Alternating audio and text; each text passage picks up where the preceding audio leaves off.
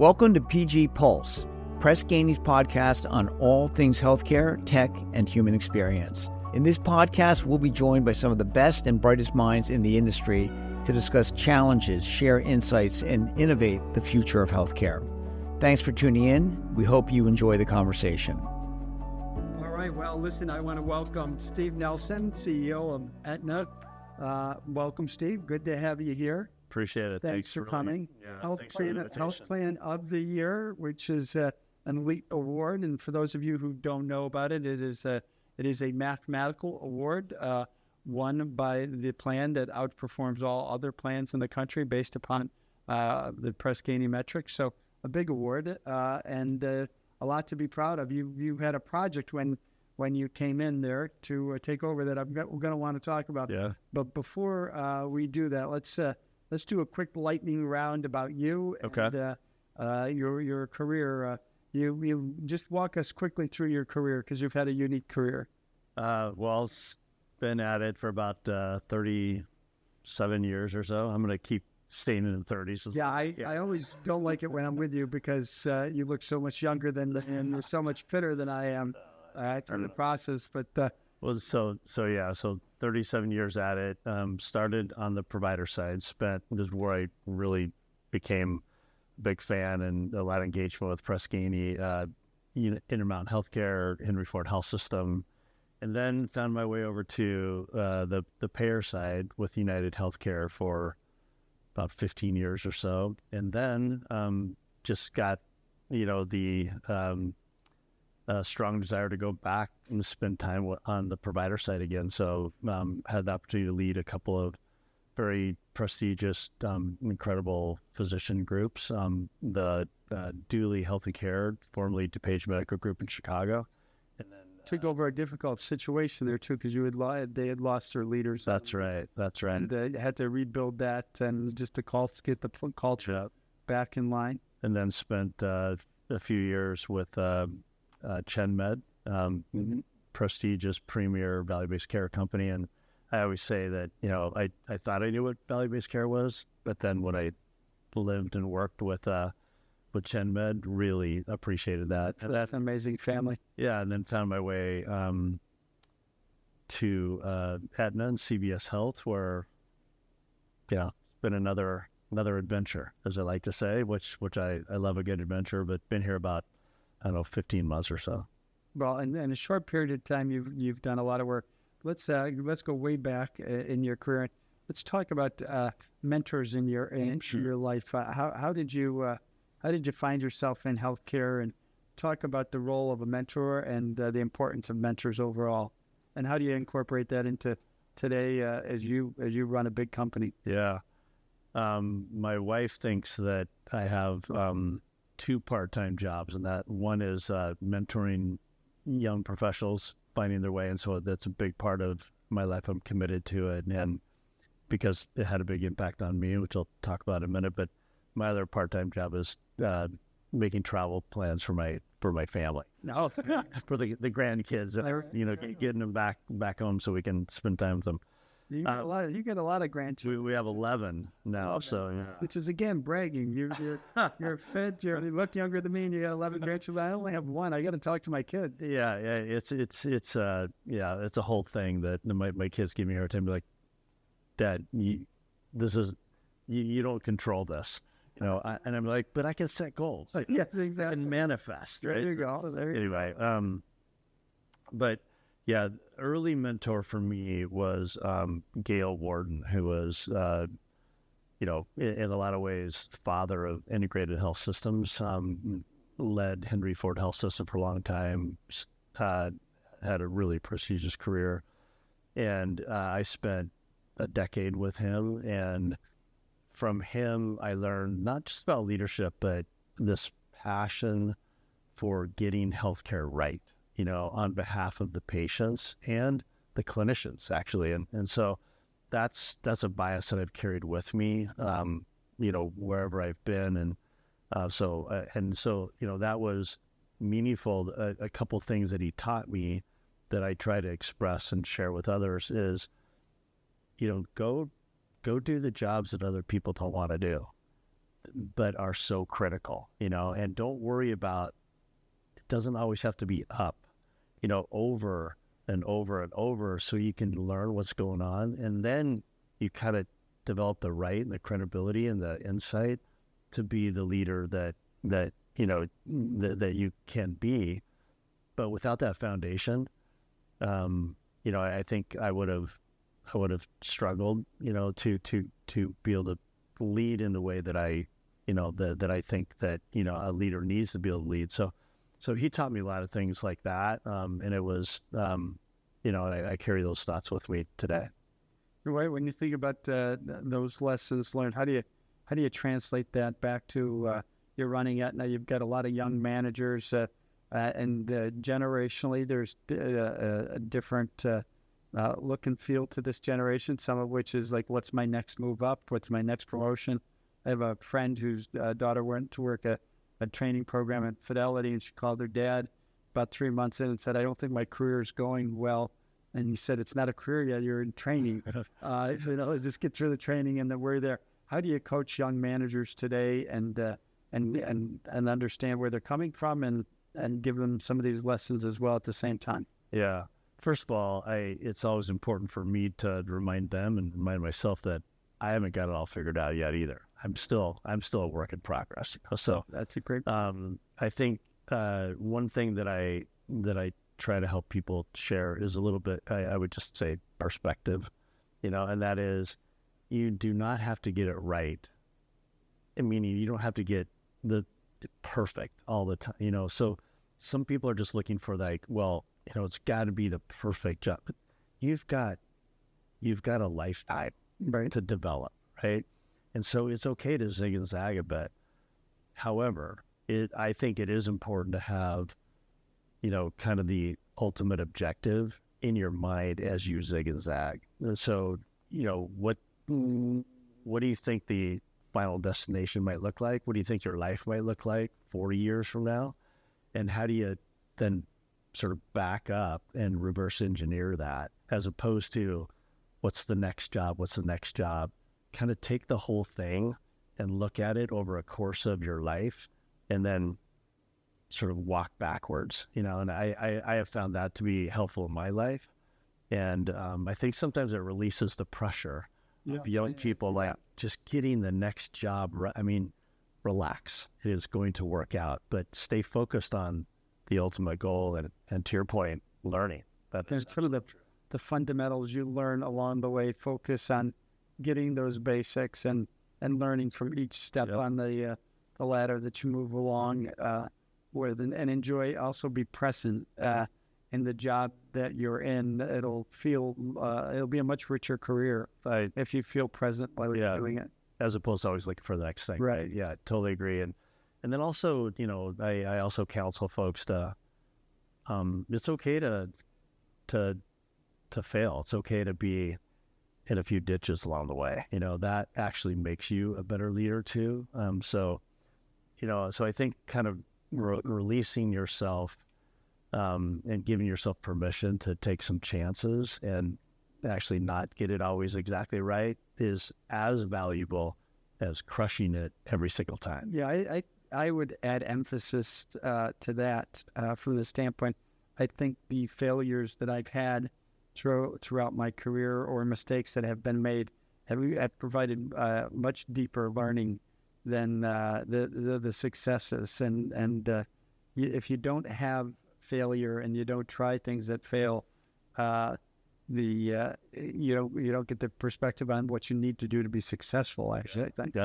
Yeah, if you're not failing once in a while, you're not trying hard enough. Yeah, I think that's right. Well, you combine that for a second with you've been doing triathlons for a long time, and when you're competing at that high a level and working that hard, you do fail in that. So do those lessons translate into your management style when you talk to people and you're building a culture? They absolutely do. So endurance athletics, whether it's an Ironman or climbing a high mountain or backcountry skiing, those things. First of all, how'd you get into those? I've always been I've always been active, played a lot of sports in high school and things like that. And somewhere along the line, I signed up for like a half marathon, and I finished, and I was watching people come through the finish line who were finishing the marathon. I'm like, I think I could do that, And so then I got that, and then I started riding a bike, and then somebody said, how about a triathlon? Can you swim? I'm like, not really, but I'll figure it out, and then just one thing led to another, and it became a real passion. And then same thing is, I've always liked being outdoors and hiking, and then got introduced to more technical climbing, and then big mountains, and, started skiing when I grew up in the Northwest, and I always skied in the Cascades and out west in Utah. And so I don't know, just a passion, and they kind of have themes, and it takes a lot of preparation. And it's not always about the day of the event. In fact, it rarely is. It's about what it takes to get there. So that's an important leadership principle to talk about. The other ideas and these like long distance kind of events, no matter how prepared you are, no matter how fit you are, there are things that are going to happen that are outside of your control. The weather can be bad. Your bike can break down. Equipment can fail. The route to the summit might not be open because there's a storm. I mean, there's all these things that are going to happen, and you just have to accept the fact that stuff's going to go wrong. Right. And so how are you going to handle it, when that happens?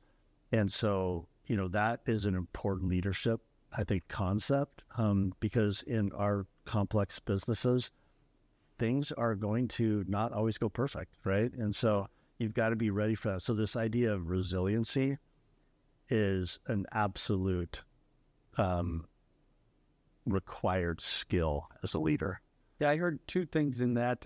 Preparation. Yep. I think sometimes when people see a senior leader like you out there and you're presenting and you're talking about the business, they're like, he's really good at that, or he's a good presenter, a natural, but they don't realize the preparation and the homework that you've done before you step out or get to a decision. Talk a little bit, you run a big company. How do you prepare to show up for work and to be ready to work with your team and make decisions? Yeah, it's there is a process there, and whether it's preparing to have this conversation with you, or running a town hall, or even just our senior meeting, or frankly, just walking in the hall and having, candid conversations with our colleagues. I try to start every day, with some exercise, some reading, some personal reflection, and being ready and having to talk with myself about the shadow that I cast, and making sure that, because it is interesting if as a leader, look, you have emotions, you have ups and downs, right?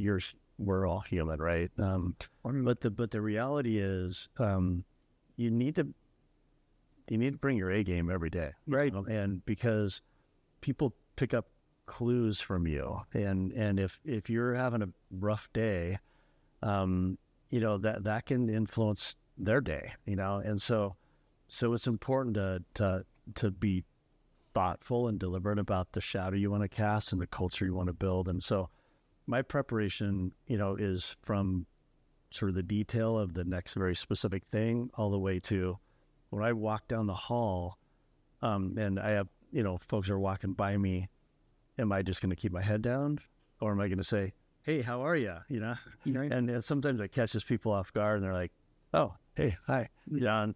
And so I think there's a lot to that idea of preparation. I'm going to underline that for this conversation. It is a detail-oriented job, and showing up with your A game and being mindful of the way in which you're representing yourself and the organization, and you walk through it can change.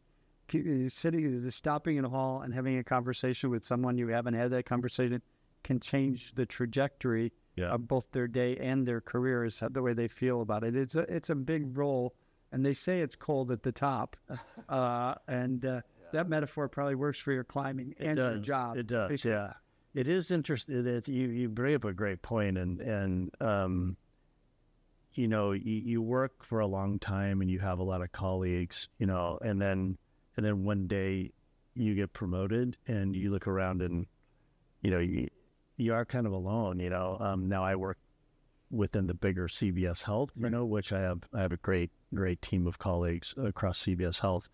But there is something about remembering the impact that you have on, in Aetna's case, 60,000 colleagues, 30 million Americans that we serve, not to mention across CVS and the U.S. healthcare system. So that's something that I try to never let myself forget, even though in my heart and my head, I'm just a regular guy that grew up in Oregon, and but you can't do that. You have to say, look, there's a lot riding on this, Yeah. A flip comment or, can impact a number of people. But let's talk about culture, because you're a culture person. You put a lot of focus on that.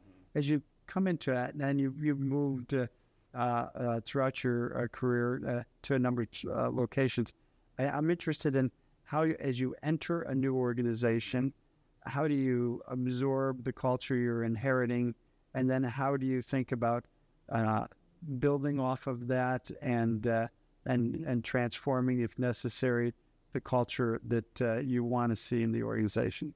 Yeah, it's I would say that's something that I've been a student of and been trying to learn how to do that better over the years, and maybe just a little contrast. I think the earlier version of me was always in a hurry, it's like, I know there's a culture change, I know there's transformation needs to happen. We need to get going right now. And I have learned over the years that sometimes that saying of you do need to sometimes go slow to go fast, because context matters, change is hard.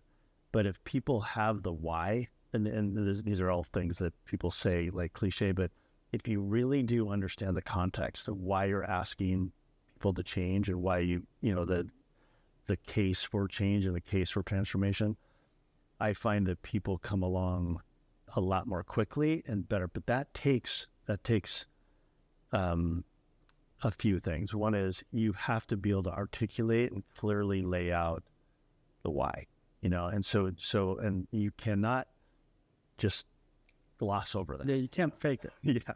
And so it needs to be real, and you need to feel it, and if I feel it, then others will feel it, and I need to be able to articulate that. Then you connect the dots and say, look, in order to get to that why, if we keep doing this, it's not going to get us there. So we need to do this, and it's going to require all of us to make some adjustments. And so how do we do that together?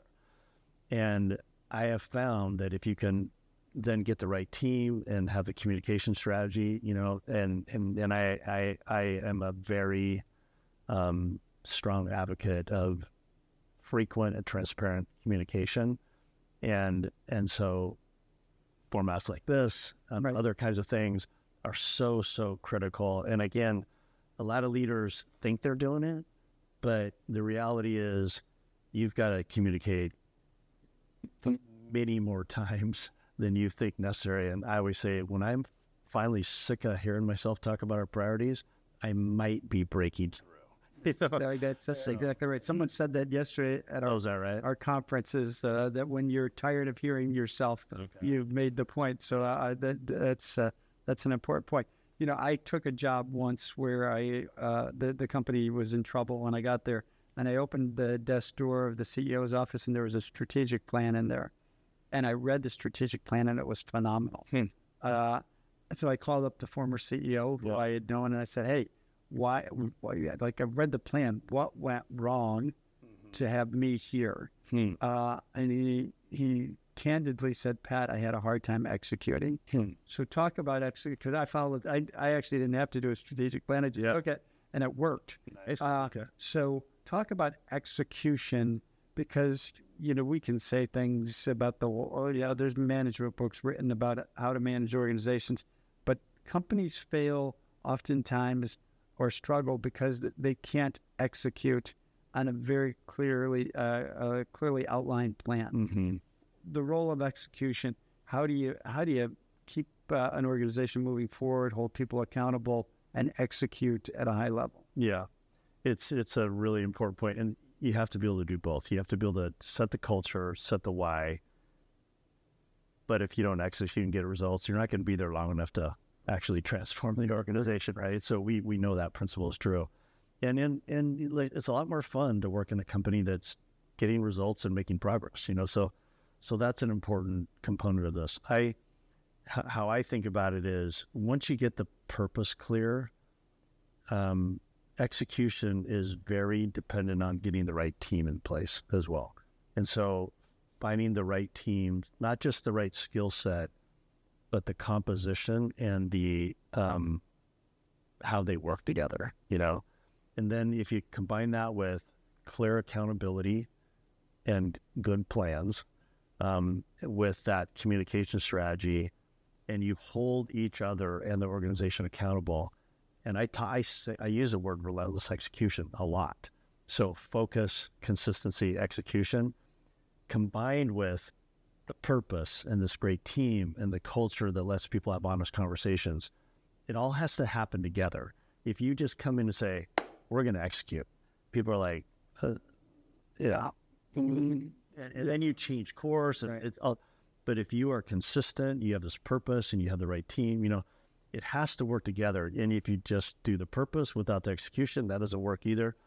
Again, they're very, as Mark Twain says, Mark Twain said, common sense is that sense not commonly applied. These are just the basic leadership principles, but for whatever reason, I think we have a hard time doing them all together, and that is the holistic approach. And there's got to be a big dose of humility in there too, where it's like, hey, we all got to learn together and figure this out together. And we're going to stumble once in a while, but we're going to dust ourselves off and stay committed to our objective. So if you were talking to a younger manager and they said to you, I want to do exactly what you've done with your career, what would be the big bump in the road that you've had that they don't see today as you've had the success that you've had? What would be the bump in the road that you'd walk them back to explain, the journey's a long journey. It's not I think it's like what I said earlier. I think allowing yourself to have the freedom to take some risks. What's one that you took that didn't work? Or that you learned from? Yeah, I would say,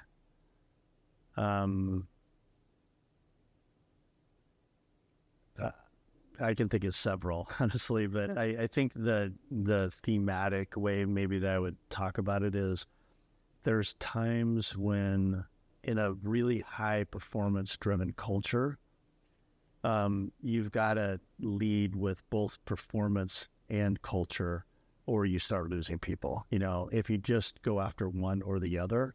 And so I learned that, you really need to talk about those things together and make sure that you're connecting the dots, and so, and then there's been other places where I've gone where people said, I want to spend some time, I went and worked with Chenbet, for example, and spent some time with the founding family and Chris Chen, really, really brilliant leader. And he, said, I need to teach you about how value-based care works. And I'm like, I've been doing this for 30 years. Like, but it took me, sort of stepping back and saying, I'm just going to play this out and see. And I can't tell you how many things I learned and how much smarter I am today because I did that. So I think it's, it's less about, and then I took a couple jobs that, early in my career and even, later I had some experiences within those jobs, where I just said, I would have done that different, So I think learning, writing it down, thinking about it and saying, look, I'm going to do it different next time I have that opportunity is something I've tried to do. Yeah, I think as I listen to you speak, it's the constant learning as you go, the ability to reflect and be a critical observer of your own performance and constructively take that forward. So you know, Aetna's a historic company, been around for a long time. It's had many great leaders. You've come into Aetna. The success of any great company is that it's really multiple companies over many years.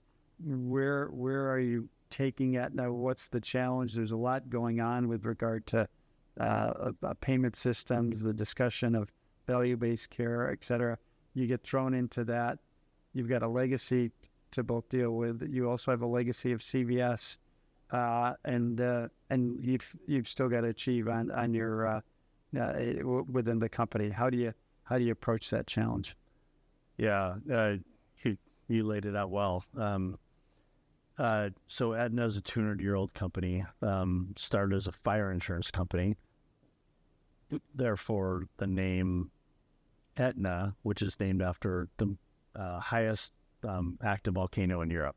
Really? I didn't know. On the island of Sicily. Oh, wow. Called Mount Aetna. And a whole nother story, but I climbed that last summer. Oh, wow. And it was a historic eruption right when I was half a mile away from the crater. So you and I can tell us, we can talk about this story later, but that's why I don't climb mountains. It's a great story because now I know how it ends. Yeah. But I there is a legacy there and a deep history. Even the building that we're in is built, the campus built during the Depression. It's an incredible history. And so, yeah, there's a reverence and a deference to that history and legacy. CVS also is a very proud old company that, has a foundation in, has made a lot of changes, but and so together, we touch about 180 million Americans over the course of a year. And Aetna, we take care of specifically 30 million Americans. So there's this incredible kind of scale and responsibility. The intensity in healthcare, over the last even 16 months or so has really increased, I think. And the dissatisfaction with, the friction and the frustration in navigating, we all feel it. I mean, even though we are leaders of healthcare companies, we're healthcare consumers too, right? And so we feel it, we all experience it, and the system clearly is not working like any of us want it to. So you have to kind of come in with that, attitude. And so what we have set out to do over the past, since I came, is to just really change the focus and the priorities of the company to be not transaction-based, but to be solutions-based. And we have focused on navigation, advocacy, and partnerships. And when I say partnerships, I'm specifically talking about with providers.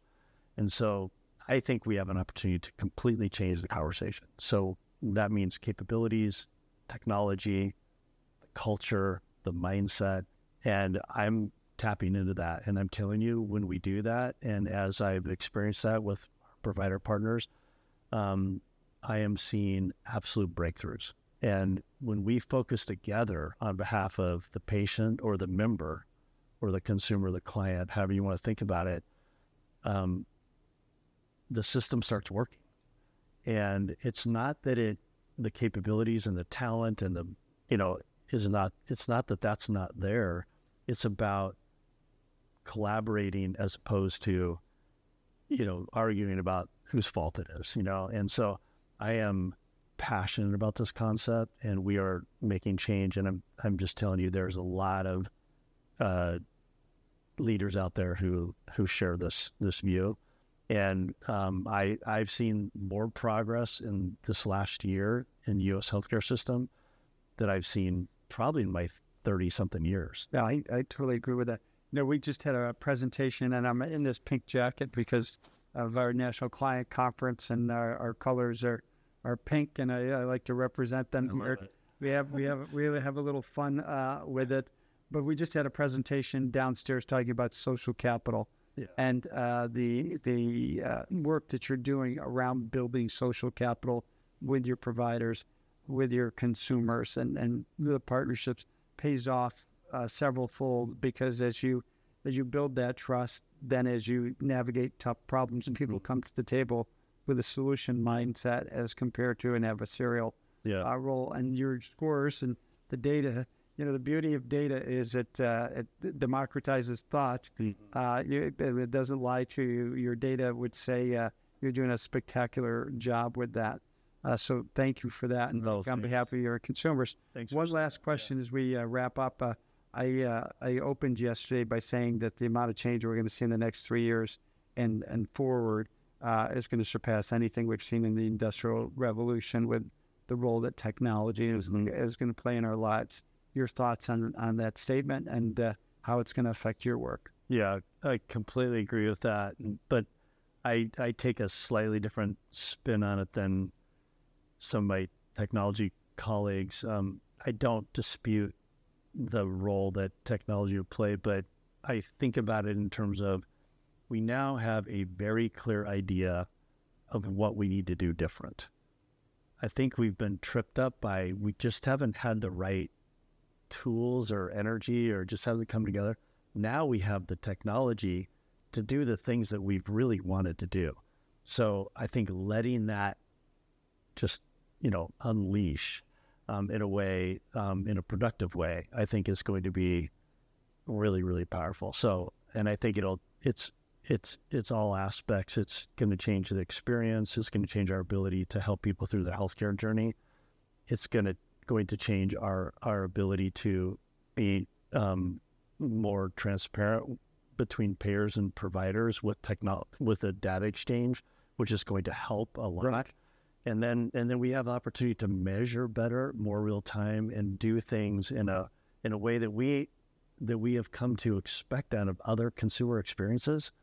Technology is going to allow us to do that. And so, and just the idea of, I can know everything about you, Pat Ryan, as a healthcare consumer without invading or, breaching privacy or any of that, but to give you, we use that insight and those data based on all the different data sources we have to say, look, here are some things you should be thinking about as you think about healthcare and you think about consuming and kind of making your plan for better health. We can do that now, and it's going to absolutely revolutionize not only, how the system works, but your health. Yeah, I'm going to add emphasis to that, because I believe for clinicians it's going to be just groundbreaking. You think of ambient listening and the ability, to spend time listening to your patient, to addressing their actual issues, because you don't have to make notes. The systems are doing it. Those notes go right into the record. The record's analyzed. It comes right back with a counsel as to what you're going to do. I went to for an annual physical, and ChatGPT was actually very helpful and thoughtful through the process. And so I think we're going to see a completely different system. And the fact that you have the data breaks down those silos and those adversarial roles too, because you'll be dealing with democratic data that everybody can read and determine what the right actions are. I think so. So I believe it's actually going to make the system more human, and that the individuals will have time to actually communicate with the patients. So last word, any last thing you'd like our listeners to know about the journey of Aetna, and any good advice you'd like to have? Well, first of all, I'm just so grateful for your leadership and Press Ganey, the impact you've had on helping organizations like ours get smarter, is so powerful. And so doing what you're doing, thank you. Appreciate it. Our journey is at Aetna and CVS Health is we are we have a objective and ambition to be America's most trusted healthcare company and to simplify healthcare. And so we have a long ways to go. But the progress is real, the momentum is real, and I am incredibly optimistic. And the one piece of advice I would just add as to our conversation about leadership and things like that, optimism is powerful. It is it's contagious as well. So easy to be pessimistic, particularly it just seems like every time you turn around, there's some new trouble someplace, in the world. And I think as leaders, we have the opportunity to choose optimism, and I think about that for healthcare. I'm very excited about where it's going, and I am incredibly hopeful. Let's end on that note, optimism. Yeah. Thank you, Steve Nelson. Aetna Health. Thank you. Thank you. That's a wrap. Thank you for joining us today, and special thanks to our guests for sharing their time and insights. Stay tuned for our next episode, which will be released soon. In the meantime, visit our website where you'll find more information on the human experience and a lot more.